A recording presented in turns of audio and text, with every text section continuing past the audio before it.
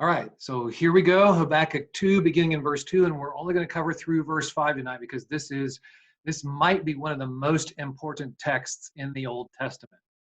All right, I know that's an amazing statement, quite an over-the-top statement coming from the little book of Habakkuk, but I think you're going to see why here. Habakkuk 2, verses 2 through 5. And the Lord answered me, write this vision, make it plain on tablets, so he may run who reads it. For still the vision awaits its appointed time.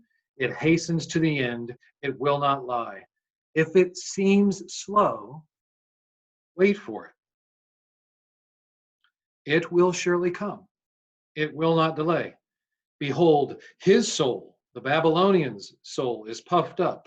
It is not upright within him, but the righteous shall live by his faith. Moreover, wine is a traitor, an arrogant man who is never at rest. His greed is as wide as Sheol. Like death, he is never enough. He gathers for himself all nations and collects as his own all peoples. So let's review a little bit here. The Chaldeans are sacking Jerusalem. It's happened. It's going on. It's begun. Habakkuk's friends and family members, some of them are likely dying. Others are being captured and then carted away into Babylon. Perhaps some of them alongside four men we know pretty well, named Daniel, Hananiah, Mishael, and Azariah. We know those three, besides Daniel, as Shadrach, Meshach, and Abednego. Habakkuk is hurting here. He is called on God to bring revival to his people, to grant them repentance over their sin and their rebellion against God, and to bring them back to himself. All he wanted in this whole thing was for God to get the glory from his people, for the people to trust and obey God, their covenant God. I mean, those are good desires, right? Good motives that Habakkuk is pleading with God for God to do. There is nothing wrong here with what Habakkuk is asking, what he wants. There's nothing wrong with how he asks it in chapter 1. Yet God doesn't answer the way that we would expect. God's plans and purposes for his people is not revival, but discipline. He is going to bring in the Babylonians, and now he has already begun to do that. He is going to bring in the Babylonians to bring his own people low, to humble them, to show them, and this is an act of grace. It's not an act of unkindness on God's part. It's an act of grace and mercy, because he is going to show his people their helplessness and hopelessness apart from him. And in time, as we see through Daniel and his three friends, God's people will get the message. There will be a remnant who will turn back to God in repentance. But in the meantime, in the interim, what's happening in Jerusalem and Bethlehem and Hebron, it's not a pretty picture. Judah is being sacked. Jews are dying. The enemy is winning. The Babylonians are gloating. Remember when we left Habakkuk last week, we kind of left him suspended in the air, right? He was in the watchtower. He had climbed up into that tower. He had stationed himself there, suspended between the fracas on earth and God's throne in heaven, between his people's needs and the one who could meet those needs. And on that tower, do you remember what Habakkuk says? He says, I'm going to stay here at my post until our God answers me. I'm not going anywhere. I'm waiting while I'm watching. Now, that's some holy tenacity. I love that. That's some spiritual fortitude. That's resilience and resoluteness. Habakkuk doesn't get what God is doing, and yet he's not going to turn his back on God. He's not going to run and hide from God like Jonah did. He's not going to sit and sulk like Elijah did. He's going to stand his ground, and he is going to wait, confident that God is going to answer. So will God respond? And when he responds, how will he respond? Well, we know he responds. I just read part of his response in verses 2 through 5. Is this a scene like the 450 prophets of Baal back in 1 Kings 18? When those 450 prophets of Baal call out to their god Baal, and they wait, but their god Baal never answers. Do you remember how Elijah taunts them a little bit? I love this. It's 1 Kings 18, verse 27. And at noon, Elijah taunted them or mocked them, saying, cry aloud to Baal, for he is a god.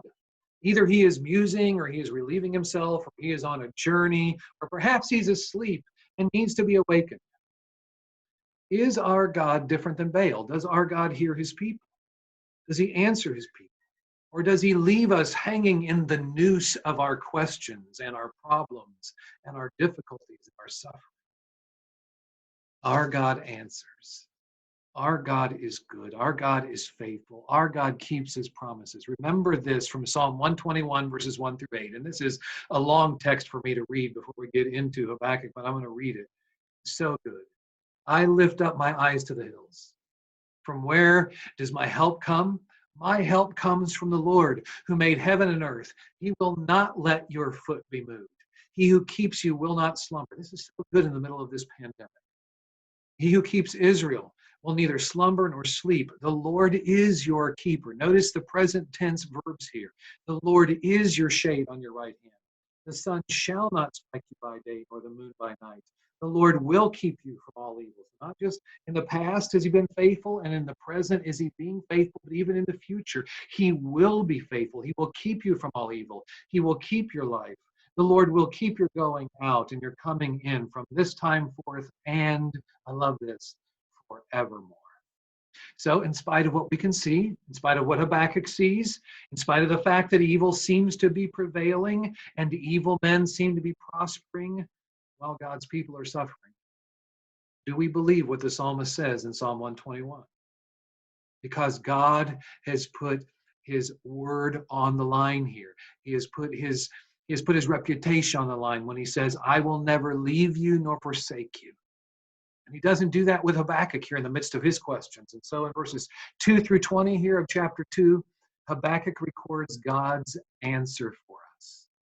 It really comes in two parts. The first part is in verses 2 through 5. The second part is in verses 6 through 20. In verses 2 through 5, it's really a personal message that God gives to Habakkuk. And then in verses 6 through 20, there's a general message. And the general message is almost like a group of proverbs here. It comes in the form of 5 woes or 5 warnings or 5 promises of judgment that God is going to mete out upon the Babylonians. Habakkuk needs to understand that although God has ordained the Babylonians to judge his people, that those Babylonians will sow what they have reaped. There is payday. It is coming. And it won't be pretty, and it won't be pleasant for the Babylonians. But this evening, let's just focus in on verses 2 through 5. So what is God's answer to Habakkuk? What does God say to us in the midst of our unanswered questions when we don't understand what God is doing, when we can't grasp his purposes or his plans? What does he say to us? Number 1, God says, remember what I have said. Remember what I have said. Now, that's really for us living on this side of Habakkuk. Really what God says to Habakkuk himself in verse 2 is, write down what I'm going to tell you so that in 2020, in the middle of a pandemic, in the northwest suburbs of Chicago, Illinois, there's going to be a group of people who can read this, what you have written down, what I have told you. We need to remember when we find ourselves in the middle of a time when God seems distant, we need to remember Habakkuk's words here, his recording of God's words. When God seems uncaring or unfair, God says to Habakkuk, take out your pen, take out a steno pad. I want there to be a real record of what I'm saying and what I'm promising. Now listen, if God weren't absolutely trustworthy and reliable and dependable, he would not be telling Habakkuk to make a record of what he is saying here.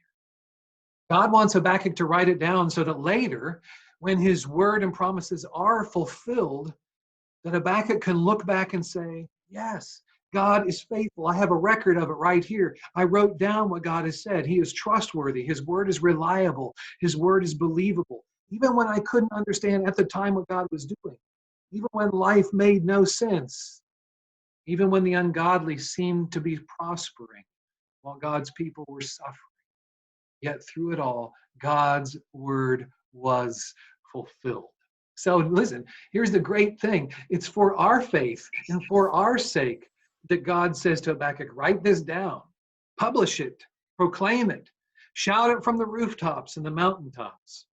We see here that God's word and God's promises are intended to comfort us and strengthen us and give joy to us as God's people, even in the midst of the most inconceivable difficulties. difficulties, when life doesn't make sense, when the scales of justice seem to be out of balance, when evil and evil people seem to be prevailing.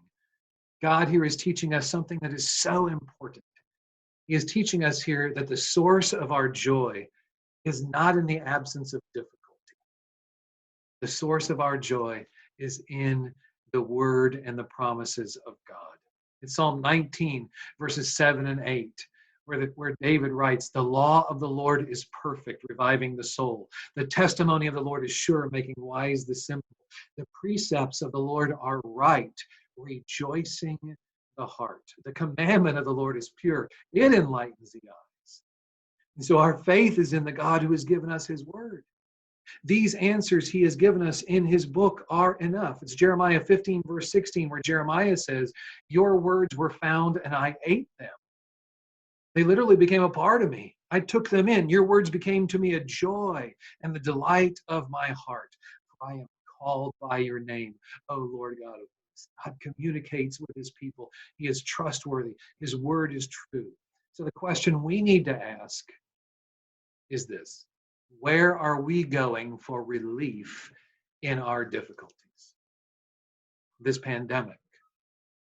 When questions are many and answers are few, where are we going to be encouraged? Where are we going to be strengthened? Where are we going to be sustained? Are we going to the governor? Are we going to the mayor of Chicago? Are we going to the president of the United States? And so when we disagree with whatever policy they are making concerning this pandemic, our hope just wanes. It nosedives. Our joy, it's gone. Where are we going to fight for joy? Let me give you a sneak peek. You know what Habakkuk learns? He learns that in God's word and with God's promises, even when we don't get the answers we always want, he writes the end of the story, his resolution to the story in verses 17 through 19 of chapter 3. So this is a sneak peek. Again, I'm reading these verses to you. You've got to stick with me throughout the study. Here's what he says.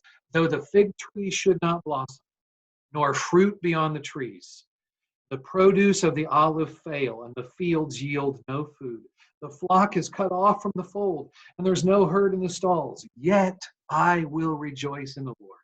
I will take joy in the God of my salvation. God the Lord is my strength. He makes my feet like the deer's. He makes me tread on my high places." He's no longer under his circumstances when his joy is in the Lord. He's looking down on all of those from the high places because the Lord has made his feet like the deer's. His joy is in the Lord. So what's the message that God wants Habakkuk to write down? What's the truth that will encourage and strengthen Habakkuk's faith in the midst of his many unanswered questions? It's verse 3. This is the second thing that God wants us to do. When we don't know what he's doing, here's God's answer to us. Hang your hope on my word. Here's how you respond. You hang your hope on my word. You not only remember what I have said, but you hang your hope then on what I've said. Verse 3. "Those who disregard me," God says to Habakkuk, "will most certainly reap what they sow." God is saying to Habakkuk, hang in there. Hang on to my word, hang on to my promises, hang on to what you know to be true about me. In the midst of these unanswered questions, everyone hangs their hope on something. Let me repeat that. In the midst of unanswered questions, when life doesn't make sense, everyone hangs their hope on something. Here, God says, hang your hope on me and not on what you see. It may look, Habakkuk, as if the Babylonians are getting away with murder, but don't be fooled. I have already appointed a day of reckoning for them. That day is coming. In fact, it's coming fast. The text says here it's hastening. It may not seem to you like it's coming quickly enough, but Judgment Day is coming soon, and it will not lie. It's coming. On that day, the truth will come to light. So listen, if it seems slow to come, just wait. Wait for it. It will surely come. It will not delay. So hold on. Be patient. Maybe some of us need to hear that tonight. Just hold on a little while longer. Be patient. Trust me. It will surely come. The Babylonians will be destroyed utterly and completely. Their glory will be short-lived. I'm in charge of the times. I'm in charge of the seasons on earth. And the Babylonians' time in the limelight is going to end very, very soon. So I think there's a message here for us, as there was for Habakkuk. We cannot confuse delayed judgment for no judgment. We cannot confuse God's slowness, what seems like slowness to us, in vindicating his people, with a lack of keeping his promise to vindicate his people. Read the book of Revelation. God vindicates his people. So we cannot confuse mercy with the evildoer, God's mercy with the evildoer, with injustice on God's part. Don't think that evil will prevail, that men won't sow what they reap. It may not happen today or tomorrow, but the ungodly will pay eternally. He will pay for his choice to rebel against Almighty God. Remember Galatians 6, verse 7, where Paul writes, "Do not be deceived, God is not mocked. For whatever one sows, that will he also reap." Do we believe that? Does that enable us to wait for God and his judgment and his vindication? Will we demand that God does things in our own time and in our own way, that he rights those wrongs the way that we want him to and when we want him to? Or are we willing to trust God and wait on him to right the wrongs in his own time and in his own way? Because thirdly, God's answer to Habakkuk and to us in the midst of uncertain times is, the righteous will live by faith. We live by faith. We don't live by what we can see. We live by what we know to be true about our God. Don't miss this. It's the key to the entire chapter here in chapter 2. It's the message that God is driving home with Habakkuk. It's that God's people, even in the midst of suffering, even in the midst of the most severe suffering, God's people live lives that are different from the ungodly people around them. Even when our questions go unanswered, even when we don't understand what God is doing, even in the midst of the greatest difficulty, God's people don't live like the unbelieving world. There's a marked difference here. God's people live by faith. That's the difference. Verse 4. The ungodly. Notice the contrast here. The ungodly in verse 4. Notice what God says about the Babylonians. They're arrogant. They're proud. They're self-sufficient and self-reliant. They're self-made. And we all know that the problem with self-made men is that they tend to worship their maker. God seems to have an especially deep hatred for pride. It's what precipitated Lucifer's fall from heaven. It's what led the people to build the tower at Babel. It's ultimately what caused Samson's death. It caused King Saul's fall from favor in the Old Testament. It was the root of Adam's first sin, pride. Listen to this from Proverbs 6, verses 16 and 17. These 6 things the Lord hates. Yes, 7 are an abomination to him. Remember what leads the list there? A proud look, or as the ESV says, haughty eyes. That's what God says in Psalm 101, verse 5. Whoever slanders his neighbor secretly, I will destroy. Whoever has a haughty look and an arrogant heart, I will not endure. So what does God promise to do to the proud, to those infatuated with self, to the Babylonians who are marching now into Jerusalem and Bethlehem? Here's what he promises in Isaiah 2, verse 11. The haughty looks of man shall be brought low, and the lofty pride of man shall be humbled, and the Lord alone will be exalted in them.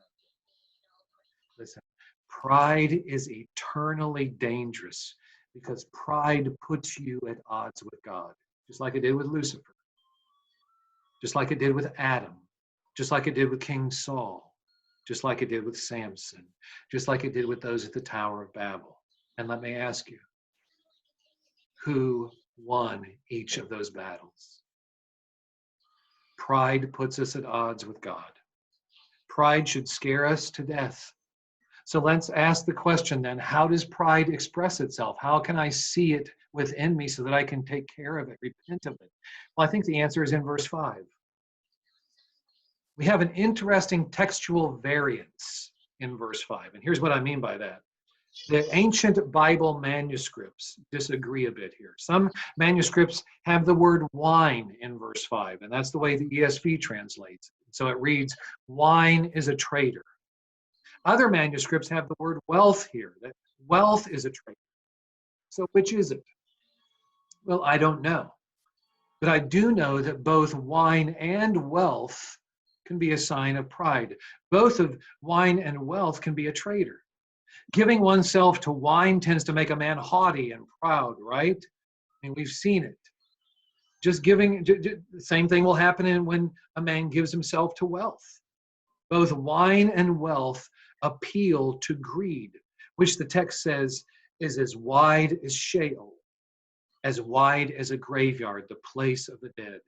Like death in a graveyard, the man given to wine or to wealth never has enough. He gathers stuff for himself. He hoards, consuming things and consuming people to feed his lustful greed. The text says here, he gathers for himself all nations and collects as his own all peoples. And God says, whoa, no. The earth is mine. The inhabitants of the earth belong to me. They don't belong to you. What a poignant picture here of pride in verse 5, of being puffed up, of being infatuated with self. And God says that pride is what characterizes the Babylonians. And their day is coming. Their day in the court of the universe is coming. Evil will not prevail. Justice and truth and righteousness will win. You see, unbelievers, God is saying to Habakkuk, unbelievers live in pride, but believers are different. Notice how they live in verse 4. They live by what? They live by faith. That's the contrast here. You know, like oil and water, pride and faith do not mix. You can't be proud and be living by faith. And according to verse 2, this is the message that God wants published on the tablets and proclaimed by heralds running through the streets of Jerusalem and Bethlehem and Hebron and Beersheba, through every burg in Judah and on every street corner of every village. God is saying, Habakkuk, tell the Jews that Babylonians live by their pride, but also tell them that my people live by their faith. So what does it mean here that the righteous shall live by his faith? Well, I think God's words here have a double meaning. First, it means that sinners are justified by faith. Romans 5, verse 1. Therefore, being justified by faith or saved by faith, we're declared righteous before God by faith and by faith alone. Therefore, being justified by faith, we have peace now with God through our Lord Jesus Christ. We believe at Bethel Baptist Church that man is justified by faith. Salvation is not of works. It's a work of grace within our hearts that enables the sinner to believe the gospel, right? No man is justified by the works of the law. That's Romans chapter 3, verses 20 through 25. This is what we believe about justification and salvation. That is by faith and by faith alone. So faith is the means by which a sinner is justified, both in Habakkuk's day and in our day. This is the message that God wants published. Salvation is through faith alone. It's the message that the Apostle Paul picks up in Romans 1 verse 17, where he quotes Habakkuk 2 verse 4 and says that the just shall live by faith. That's not all that God is saying here, that the righteous man will live because of his faith. God is also saying that the righteous man will live by faith. This then isn't simply describing how a man is saved, how he is justified. It's not only a prescriptive statement, it's a descriptive statement. Here God is, to Habakkuk, describing how a Christian lives. We live by faith. So this is also about sanctification, how we live out our faith in the real world. And this meaning too is found in the New Testament in 2 Corinthians 5 verse 7. Where Paul writes, we walk by faith, not by sight. We live by faith. We walk by faith. The faith here describes how the Christian lives. And this meaning fits right here within the context of Habakkuk 2, doesn't it? God is saying, hey, listen, Habakkuk, my people, those who belong to me by faith, don't live like the rest of the world. My people don't live in pride over what they've done. They live by faith in what I've done. Faith in my word, faith in my promises, faith in my purposes and plans. And even though you can't see how this is all going to work out for your good and my glory, trust me, every day, live by faith, put your confidence in my word and my plan and my purposes and my promises. Live by faith in me, what you can see. That's been God's word really to every generation of believers. It's what God said to Abraham when he promised Abraham a son in his old age. It's what God said to his people as they entered the promised land. It's what God says now to Habakkuk. It's what God says to us as New Testament believers through Paul. Don't live in light of what you can see. Live in light of what my word promises. So are we. The righteous will live by his faith. Faith isn't just why we have eternal life. Faith is now how we live in the here and now because we've been given eternal life. We are trusting and believing and waiting even in these pandemic days. Is this us? Where are you being tempted to live by sight rather than faith? Hear the words and encouragement of Galatians 2, verse 20. Where Paul says, I have been crucified with Christ. It is no longer I who live, but Christ who lives in me. And the life I now live in the flesh, I live by faith in the Son of God who loved me and gave himself for me. We live by faith, not by sight. And we can do that because God has proven his love for me through his Son who gave himself for me. It's 2 Corinthians 1, verse 20. All the promises of God find their yes in Christ. So he is enough. He is all the answer we need to live by faith rather than in pride, to live by faith rather than by sight. Remember what God has said. Remember his word. Hang your hope on his word and live by faith. Amen.